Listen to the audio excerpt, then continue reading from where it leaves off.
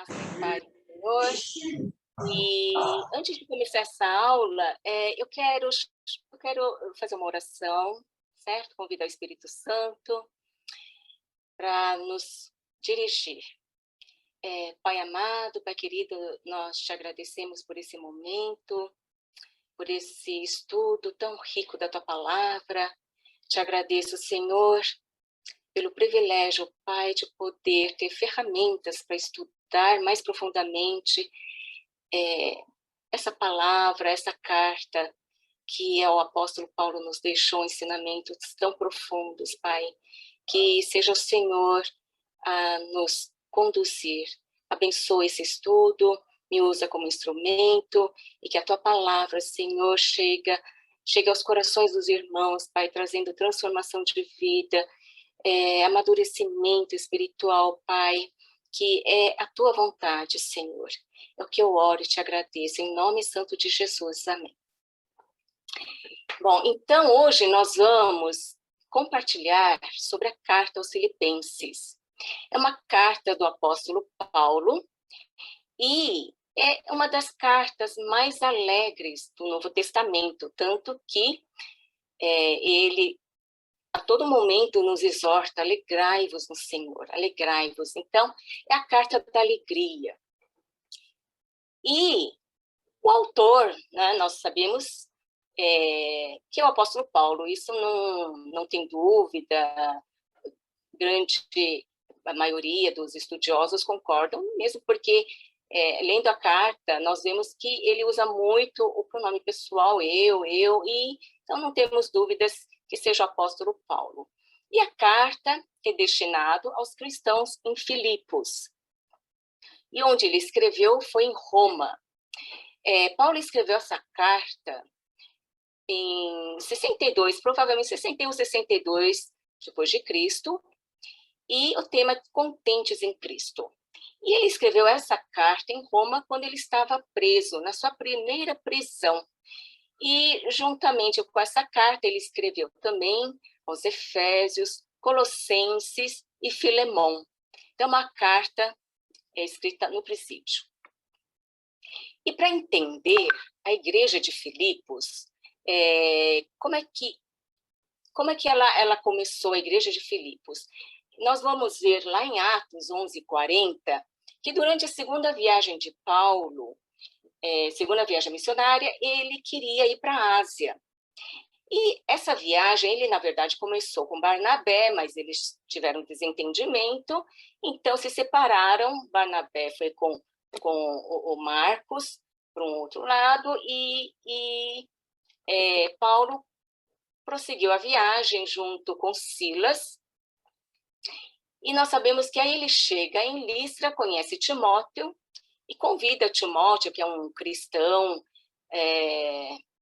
desde a sua infância, e ele convida o Timóteo para acompanhar nessa viagem. Sabemos que o Lucas também acompanhou. Então, eles foram em 4, e a vontade de Paulo era seguir para a Ásia. Só que o Espírito Santo de Jesus Cristo impediu. Né? Diz em Atos que ele teve uma visão de um macedônio e que diz assim: passe em Macedônia e nos ajude. E aí, então, Paulo se sentiu tocado, direcionado pelo Espírito Santo a ir para Macedônia. E graças a isso, o evangelho chegou à Europa.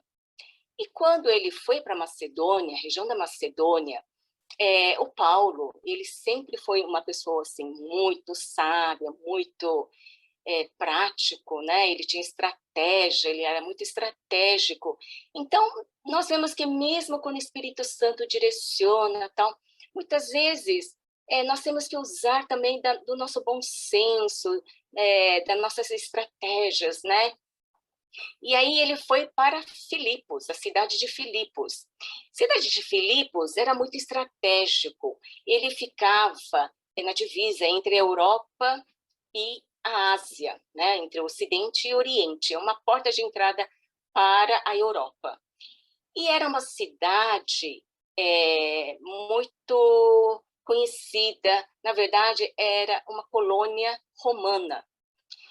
E O próprio nome Filipos vem do fundador Filipe II, pai do Alexandre o Magno. Em 368 a.C., ele fundou a cidade de Filipos. E por que essa cidade é tão estratégica? Ele tinha minas de ouro e prata, muitos tinham que passar por essa cidade. Então, era uma cidade muito conhecida, movimentada, de rotas, né? E aí Paulo, então, decide ir para Filipos. E, como eu disse, é uma colônia romana. E naquela época do Império Romano, quando uma colônia romana, ela é muito importante. E os moradores, a maioria, era de militares aposentados que lutaram nas batalhas, e eles receberam muitos privilégios do imperador romano. Então, eles tinham orgulho de serem romanos, cidadãos romanos. Eles se vestiam como romanos, eles falavam em latim, eles tinham a cultura, os costumes dos romanos. Então, eles se orgulhavam de serem cidadãos romanos. E Paulo também era um cidadão romano, né? E aí, tanto que nessa carta nós vemos muitas referências, né, de Paulo, quando ele fala de batalha, de luta, de cidadania. Tudo isso nesse contexto da cidade de Filipos, que era uma colônia romana.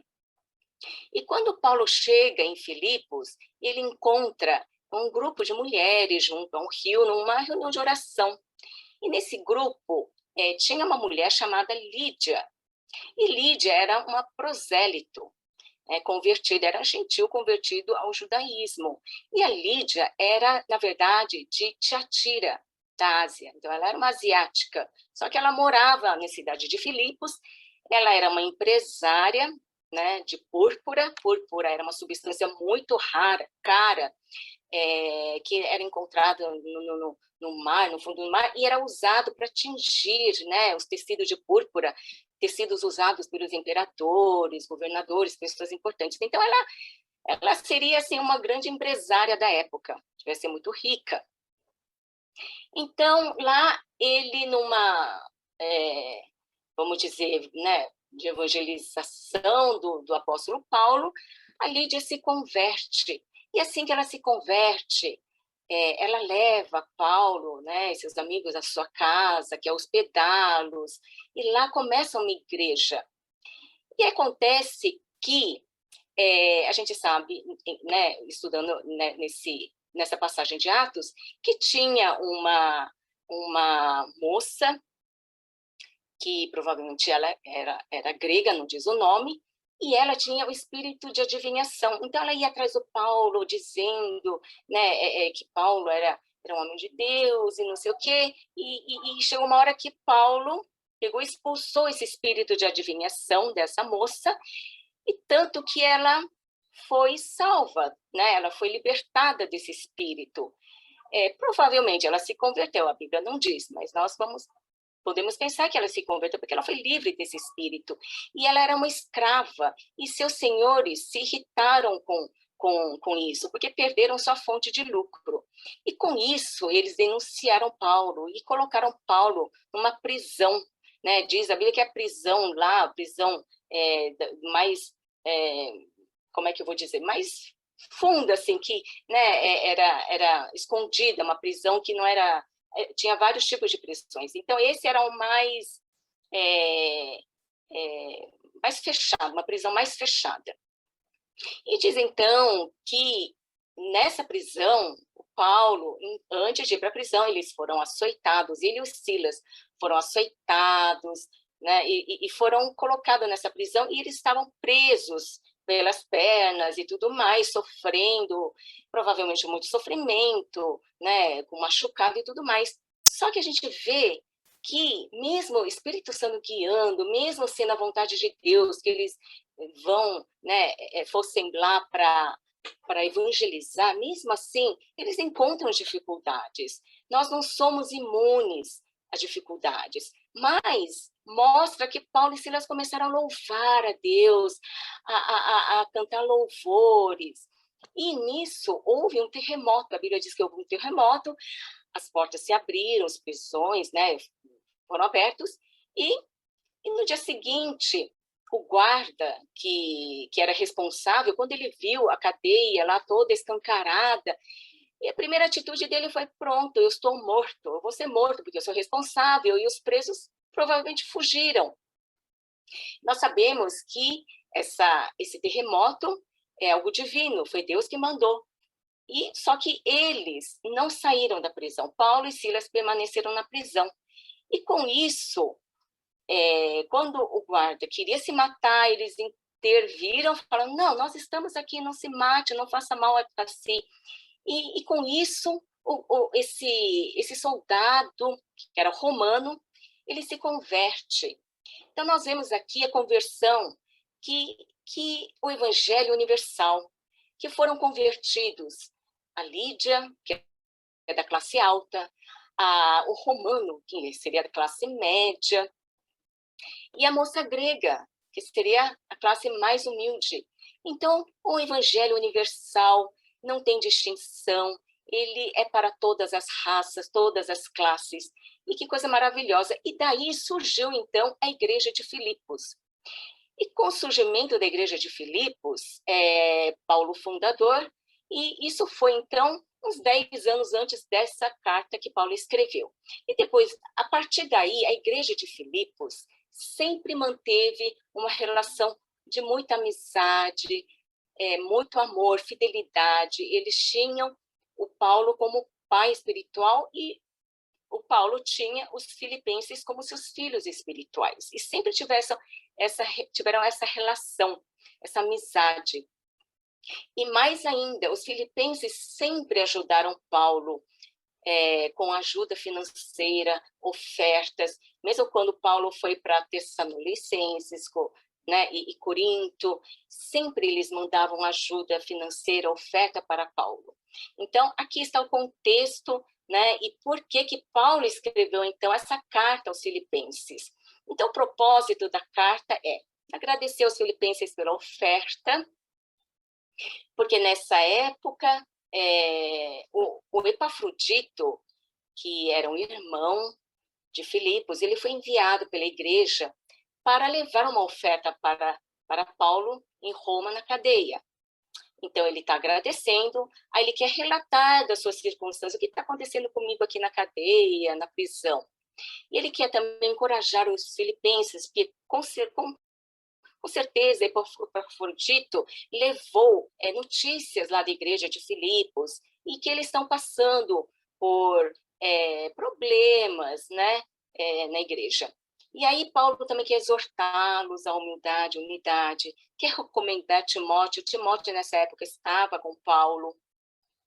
Então, ele quer recomendar depois Timóteo e Epafrodito à igreja de Filipos, e também advertir contra falsos mestres, né, judaizantes e libertinos. Então, esse é o propósito dessa carta. E nós temos 2 versículos, considero mais chaves, né, versículos chaves, que é: mas o que para mim era lucro, isso considerei perda por causa de Cristo.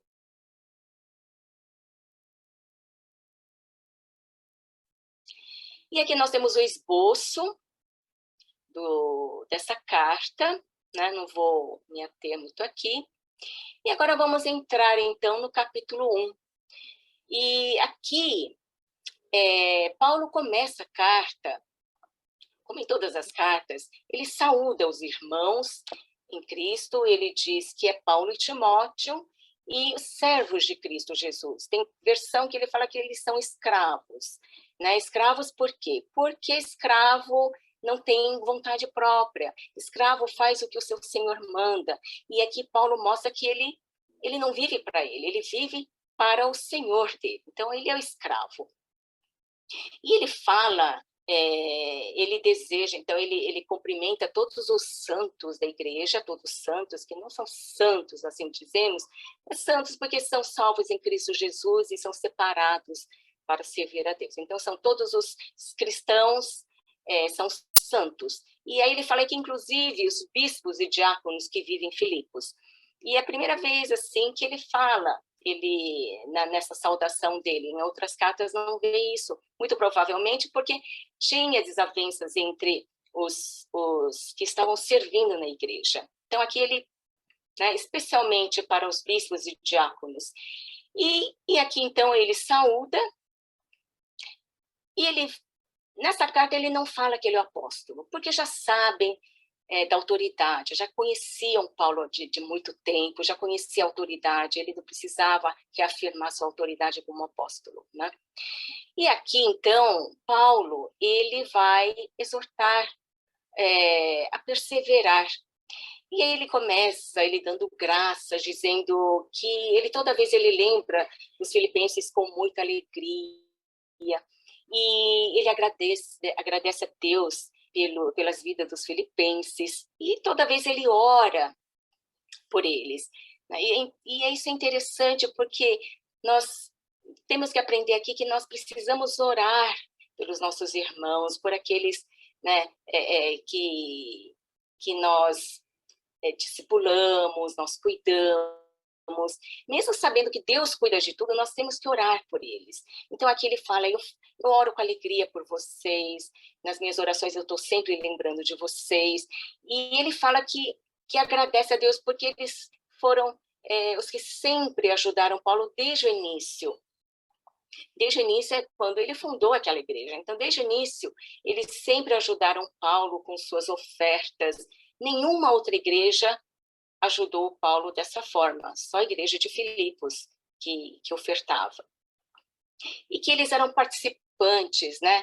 Ele fala assim, vocês sempre colaboraram comigo. Então, quando Paulo fala colaborar, não é que eles estão juntos, mas eles mandam Paulo em missões. Eles sustentam Paulo nas suas missões, nas suas viagens missionárias. Então, esse tipo de cooperação que Paulo está dizendo, vocês sempre cooperaram comigo no avanço do evangelho. E assim que nós devemos também cooperar com nossos missionários, né? Indiretamente, nós estamos cooperando com o avanço do evangelho. Então, aqui Paulo diz que eles estão sempre com ele na evangelização, no avanço do evangelho. E aqui, então, Paulo também, ele fala como que ele está na prisão. Que ele fala que eu estou na prisão, mas eu estou feliz, eu não... porque o que acontece que essa prisão de Paulo é a primeira prisão, e não é aquela prisão onde ele ficou naquela masmorra no segundo aprisionamento. Essa prisão é uma prisão, vamos dizer, domiciliar. E acontece que foi quando Paulo ele estava em Jerusalém, e os judeus de Jerusalém acusaram Paulo de que ele estava ensinando falsas doutrinas, ele estava ensinando os outros a adorarem Deus que não é o imperador. Naquela época, o imperador de Roma era para ser adorado, né? Queria ser adorado como Deus. E aí, por essas acusações e tal, Paulo foi preso e enviado a Roma. E lá em Roma, Paulo faz o quê? Ele escreve a sua defesa, ele envia ao imperador, e enquanto ele estava esperando a sua sentença, isso levou 2 anos, ele ficou preso 2 anos nessa prisão, que era uma casa alugada onde ele ficava, e nessa prisão tinha sempre um soldado romano com ele, vigiando. Ele era considerado um preso político. Então, a guarda pretoriana, que é a guarda do imperador, é que ficava responsável por ele. Então, eles tinham turnos, então toda vez trocava outro. E aí Paulo diz que com isso ele conseguia evangelizar. Olha só, ele não ficou estagnado, ele não ficou triste, ele não ficou reclamando. Não, ele aproveitava todo a oportunidade para evangelizar. Então, imagina, eu ver um soldado, ele devia ser assim, então, e você já conhece Jesus, né? E aí ele evangelizava. E aí ele mostra que o evangelho progrediu muito ali. E ele provavelmente recebia muita gente na casa dele, ele dava cultos. E aí ele fala que o evangelho progrediu. E muitos irmãos ali também de Roma, vendo o que estava acontecendo, o evangelho progredindo, eles também tinham mais coragem pregar, né? Pregar com mais coragem. E aí ele fala, olha, mas, mesmo assim, ele diz assim que tem gente que estava lá pregando e por motivações erradas. Muitos que por inveja a Paulo, muitos que querendo falar assim, olha, Paulo está assim, mas nós somos melhores, e pregavam, mas mesmo assim, por motivações erradas, que seja, ele fala que o evangelho estava sendo pregado, o evangelho era o evangelho verdadeiro, estava sendo pregado, então não importa se eles pregavam por inveja ou por egoísmo, mas que sendo pregado o evangelho é lucro, é tudo bem, e que ele não se importava com isso, mas que essas pessoas um dia, Deus conhece a motivação e eles vão ter que prestar contas, é com Deus. E ele fala que, para ele esperava ser liberto, e ele sabia que os irmãos oravam por ele, e que ele, com a ajuda das orações dos irmãos, e que Deus usa, né, os outros usa a circunstância ou as outras pessoas no seu propósito. Ele sabe que Deus está cuidando de tudo, mas a soberania de Deus não isenta da nossa responsabilidade. Então, ele diz que ele ora e ele também agradece a oração dos irmãos. E ele também sabe que o Espírito Santo está usando tudo que ele pode de recurso, da defesa que ele escreveu para o imperador. Então, tudo isso, ele espera que ele seja liberto, que Deus vai usar tudo isso para favorecer a sua libertação.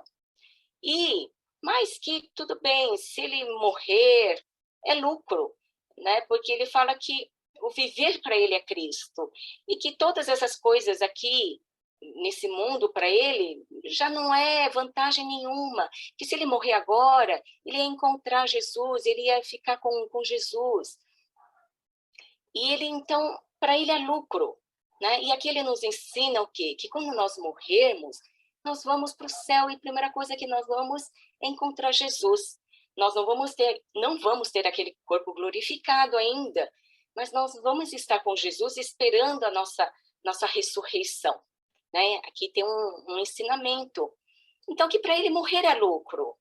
Mas, ele pensando bem, para ele pensa pelos outros, ele pensa nos, é, nos irmãos que dependem dele, da ajuda dele espiritual. Então, ele fala, mas pensando bem, se eu ficar é melhor para vocês. Então, eu prefiro ficar, eu prefiro estar vivo para ajudar vocês a crescerem espiritualmente. Então, ele coloca os outros, né, acima da sua vontade, que é morrer e ir para Cristo. Então, ele fala, viver é Cristo, e morrer também é para Cristo. Então, sendo que tudo seja para glorificar a Cristo, então, para Paulo, é lucro. E aí ele também exorta os irmãos a se unirem numa mesma fé, defendendo o evangelho, sem medo dos adversários, porque provavelmente os filipenses estavam passando pelas mesmas dificuldades que o Paulo passa ainda, que é a perseguição. Porque lá em Filipos, muitos dos que não são cristãos, lógico, eles estão perseguindo os cristãos, né? Pela sua fé em Deus, em Jesus Cristo. Então, tudo isso faz com que eles sejam perseguidos. E Paulo está falando aqui, vocês se unam, tenham a mesma fé, mesmo pensamento, mesma unidade, mesmo espírito, para combater os adversários. Não tenham medo deles, porque se vocês tiverem medo, qual o testemunho? Se vocês enfrentarem com coragem, vão mostrar que vocês são salvos, que Deus está com vocês, e eles que estão perdidos, né? Deus está guardando a perdição para eles, e vocês não, vocês estão salvos, justificados. Então, não tenham medo, tenham fé e lutam num mesmo espírito, juntos, unidos.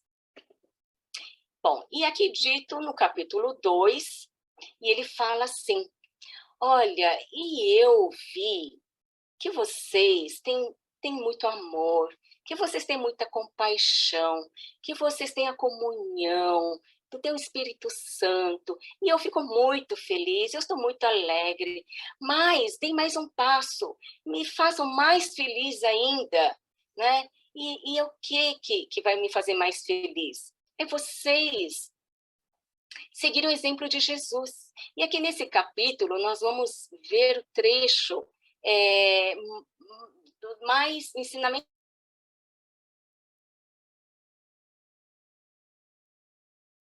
Paulo fala sobre Jesus Cristo, sobre o exemplo que nós devemos seguir de Jesus.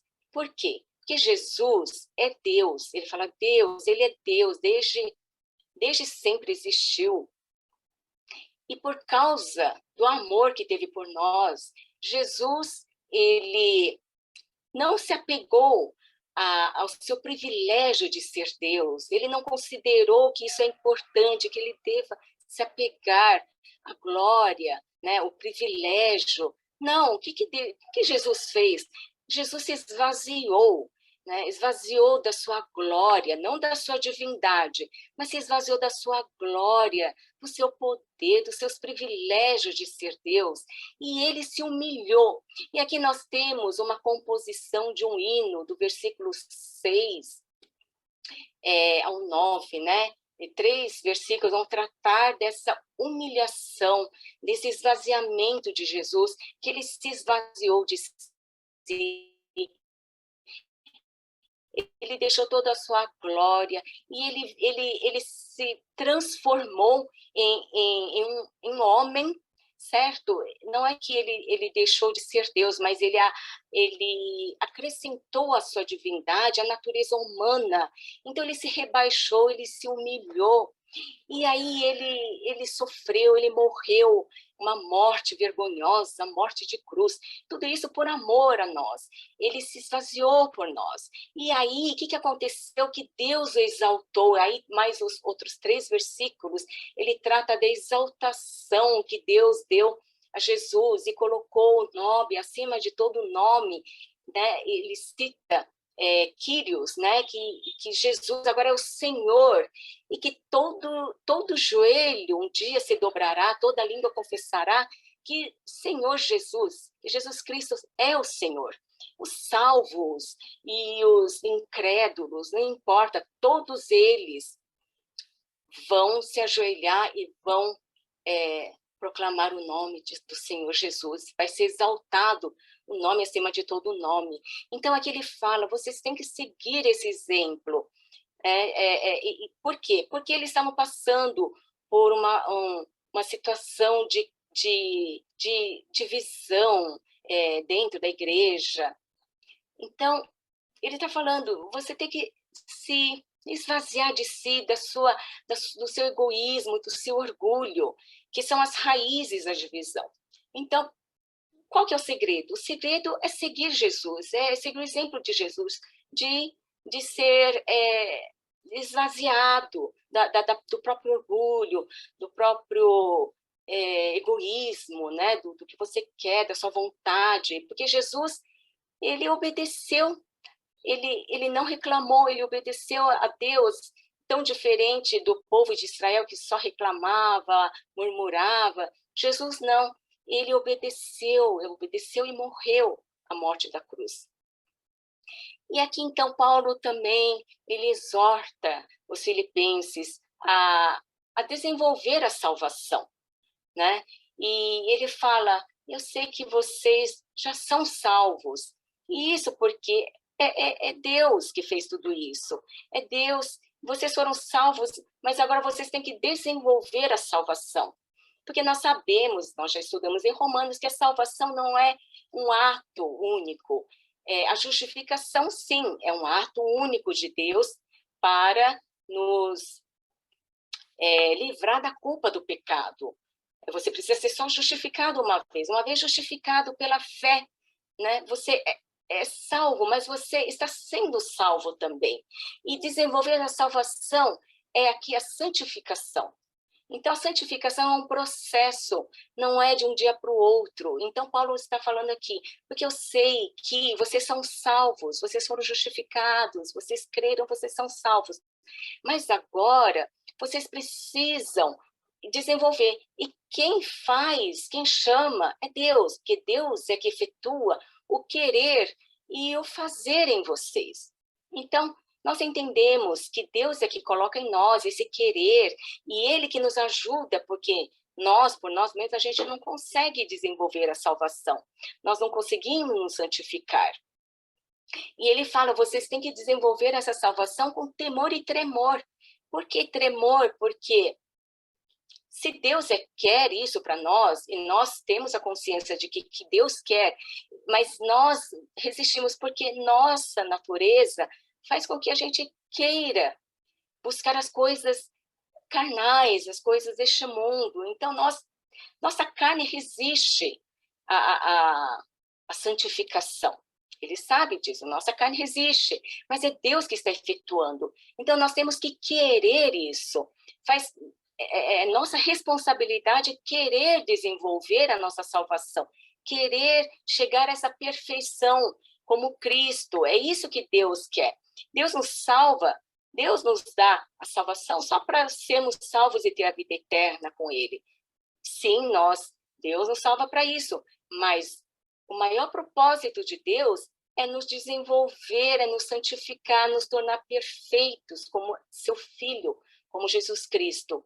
Então, nós precisamos querer. O momento que você tem consciência, mas você resiste a essa vontade de Deus, isso é um pecado. Então, por isso, você precisa ter tremor, certo? Então, ele fala, vocês precisam desenvolver a salvação. E aí, logo em seguida, ele fala de Timóteo e Epafrodito, né? Porque quando ele fala de todas essas coisas, de desenvolver a salvação, de que o querer efetuar é da vontade de Deus, parece algo abstrato, mas aqui em seguida ele já dá um exemplo bem prático do que é isso, do que é se esvaziar, né? Como Jesus se esvaziou de si. Então ele dá o exemplo de Timóteo, e aqui ele fala assim, olha, o Timóteo, vocês já conhecem, ele tem um caráter aprovado, vocês já o conhecem, porque Timóteo é um exemplo de Cristo. Timóteo, junto com Paulo, tinha muito amor pelos filipenses, tinha muito zelo pela igreja, e eles já conheciam esse caráter de Timóteo. E Paulo queria, na verdade, enviar Timóteo a eles, primeiro, para levar notícias de Paulo a eles, e também de trazer notícias dos filipenses, e também que Timóteo pudesse lá ajudar, dar o exemplo, ajudar na vida espiritual, no crescimento espiritual dos irmãos. Então, ele fala do Timóteo, que ele, junto com Paulo, ele era como filho para ele sempre ajudou Paulo, né, ajudou e serviu junto com Paulo. E aí ele fala também do Epafrodito, esse irmão querido, que foi enviado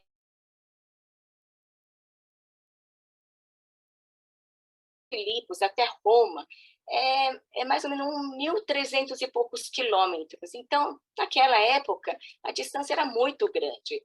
E Epafrodito foi, então, enviado pela igreja para levar essa oferta para Paulo.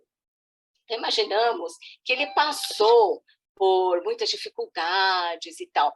E aqui, Paulo até fala assim, que Epafrodito ficou doente, muito doente durante essa viagem, que ele quase morre, mas que por misericórdia de Deus ele estava bem, que Deus o salvou, que Deus, por amor a Paulo também, para não deixar ele mais triste, né? Ele salvou Epafrodito agora está bem, mas que Epafrodito estava com muita saudade de casa, dos irmãos, e então Paulo teve compaixão, teve essa compaixão pelo Epafrodito e queria mandá-lo para casa.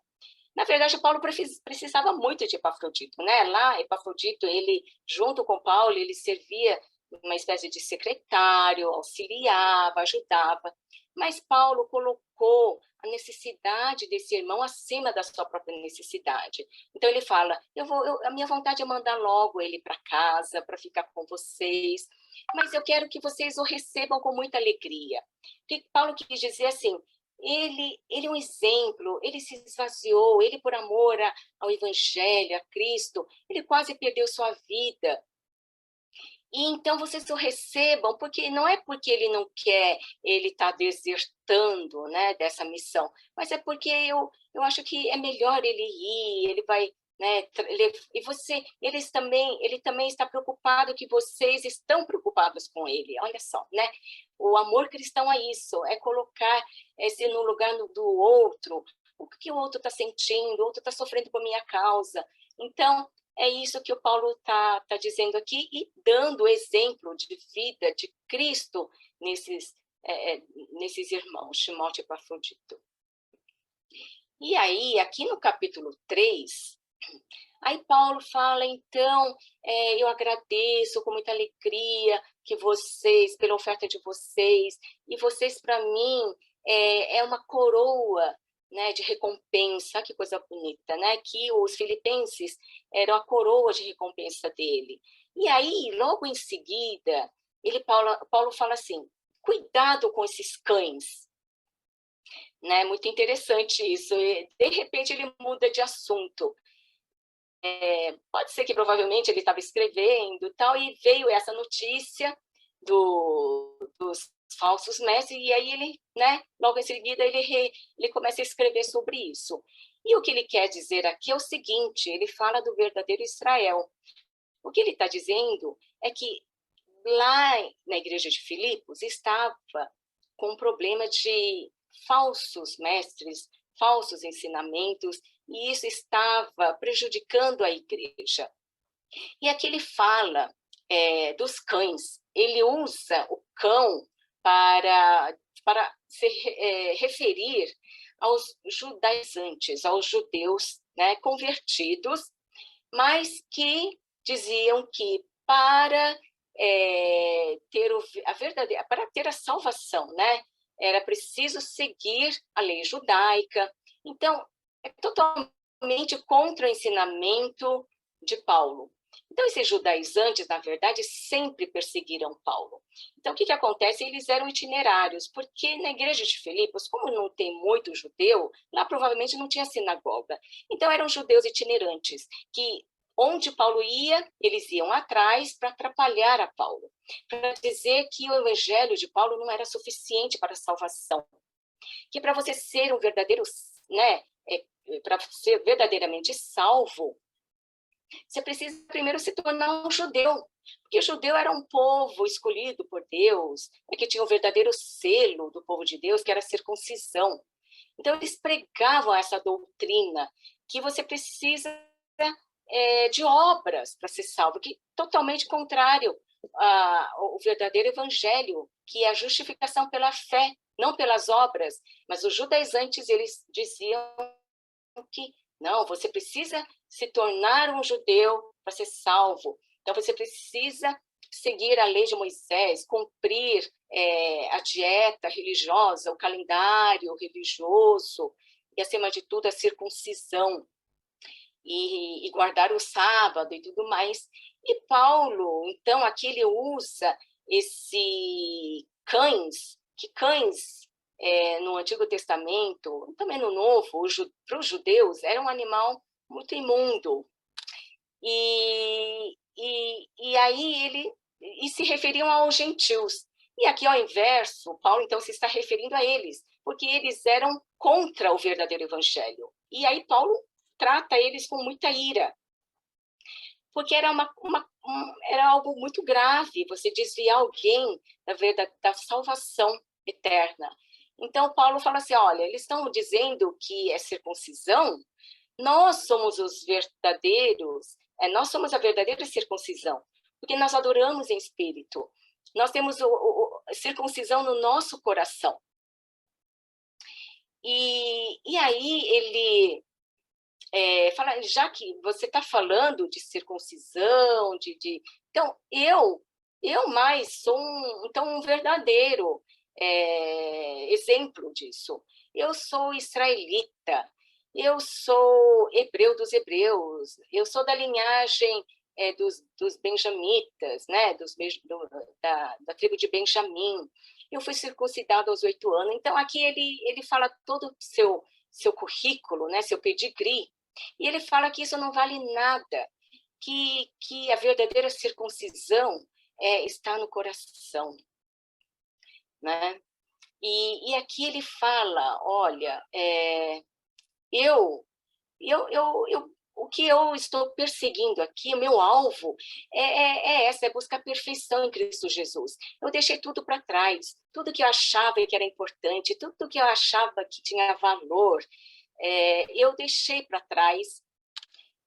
Aquilo para mim é menos que lixo, tudo que eu valorizava, isso tudo é perda.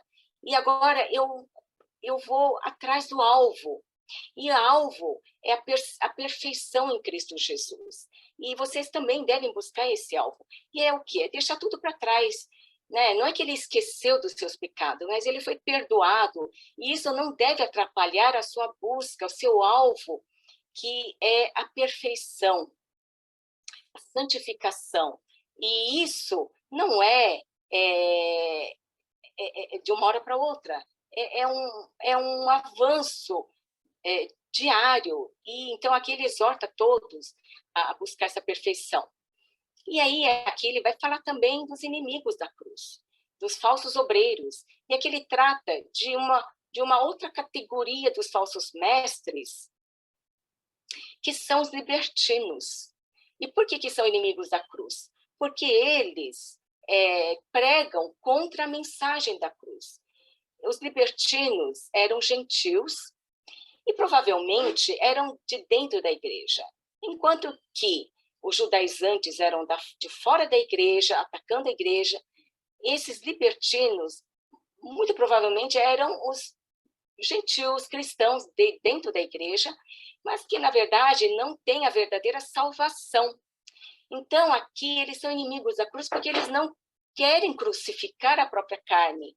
Eles viviam, um oposto do judaizante. Enquanto o judaizante dizia que a salvação tinha que ser pela obra, aqui os libertinos não, eles acreditavam que uma vez justificados já estavam santificados.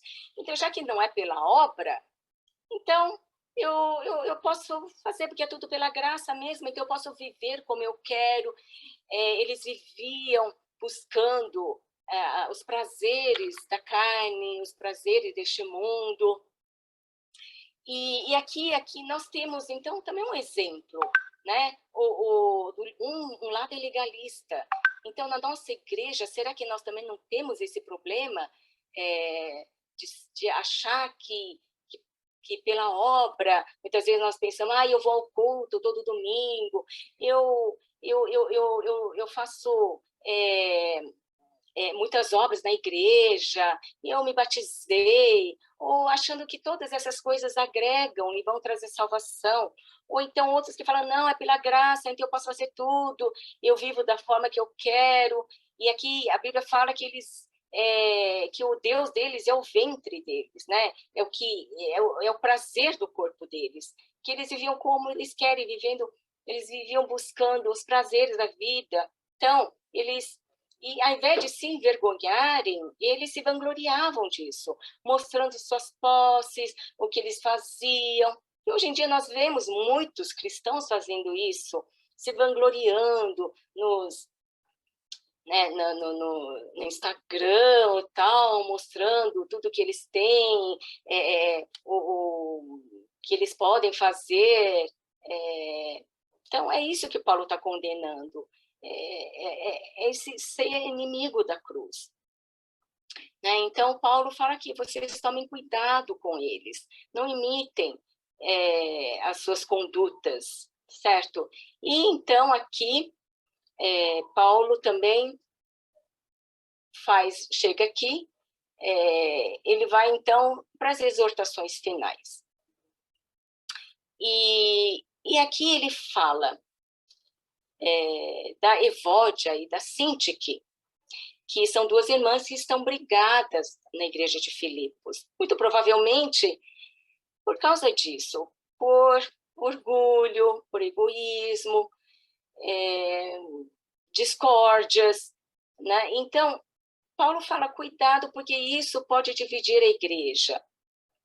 Então, vocês têm que procurar uma forma de se entenderem, de se relacionarem, e pede ajuda também para o irmão que é fiel também a ele, que ajudem essas irmãs. Então, nós quando vemos na igreja irmãos brigados, irmãos que não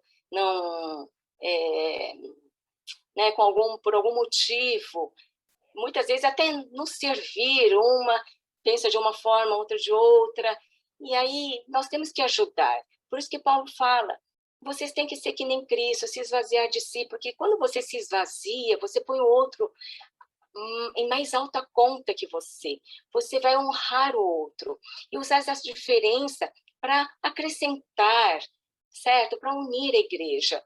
Então, e nós temos que ajudar esses irmãos também, que estão divididos, e temos que nos alegrar com toda, né, com todas as situações que nos encontramos. Aqui Paulo vai exortar a alegria, porque ele fala, eu sei que vocês estão passando por essas dificuldades, e tudo isso, essas dificuldades que os ataques dos falsos mestres dentro da igreja, essas contendas, esses problemas todos, isso traz muita ansiedade, muita angústia, mas eu digo a vocês, se alegrem em toda e qualquer situação, porque vocês têm que se alegrar no Senhor Jesus, não procurar alegria nas coisas deste mundo, porque a gente não vai encontrar.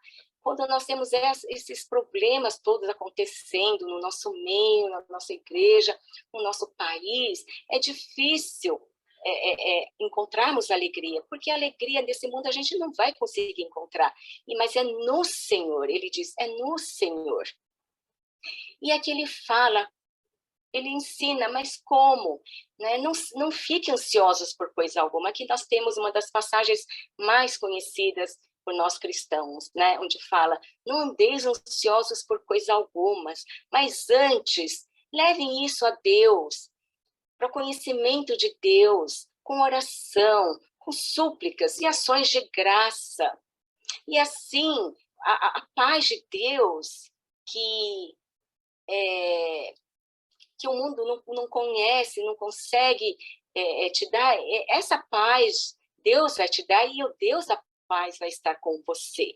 E aqui Paulo ensina, então quando nós temos essa ansiedade, nós temos que entregar a Deus, não tomar para nós, porque nós não temos capacidade. A ajuda é de Deus, não nossa, nós não conseguimos. E aí você vai ter a paz de Deus, a paz que esse mundo não pode te dar.